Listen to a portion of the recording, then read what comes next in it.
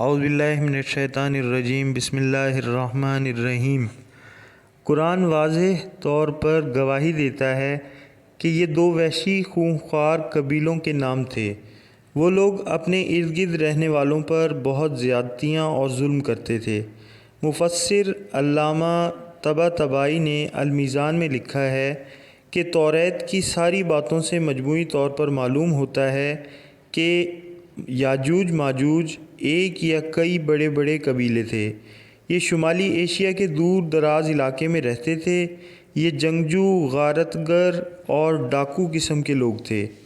زمین کے شمال مشرق مغولستان کے اطراف میں گزشتہ زمانوں میں انسانوں کا گویا جوش مارتا ہوا چشمہ تھا۔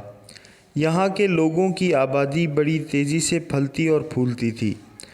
آبادی زیادہ ہونے پر یہ لوگ مشرق کی سمت یا نیچے جنوب کی طرف چلے جاتے تھے اور سیل رواں کی طرح ان علاقوں میں پھیل جاتے تھے اور پھر تدریجاً وہاں سکونت اختیار کر لیتے تھے۔ تاریخ کے مطابق سیلاب کی مانند ان قوموں کے اٹھنے کے مختلف دور گزرے ہیں۔ یاجوج و ماجوج بنی نوع انسان کی دو قوموں یا دو قبیلوں کا نام ہے۔ آدم علیہ السلام اور یافس بن نوح علیہ السلام کی نسل سے ہیں، جو ترک کے جد اعلیٰ ہیں، اور ترک اس خاندان کی ایک شاخ ہے جو سدِ ذوالقرنین کے اس طرف ترک کر دیے گئے تھے، یعنی چھوڑ دیے گئے تھے۔ گویا کہ لفظ ترک متروک سے مشتق ہے، اور یہ لوگ کافر ہیں اور دوزخی ہیں، اور اس قدر کثیر اور بے شمار ہیں کہ ان میں اور اہل بہشت میں وہ نسبت ہے جو کہ 1 اور 1000 میں ہے۔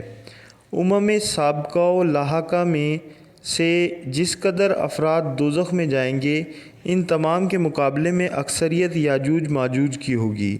بخاری کی حدیث میں ہے کہ اللہ تعالیٰ قیامت کے دن آدم علیہ السلام کو حکم دیں گے کہ اپنی اولاد سے دوزخ کا لشکر جدا کیجیے۔ عرض کریں گے کہ کس قدر؟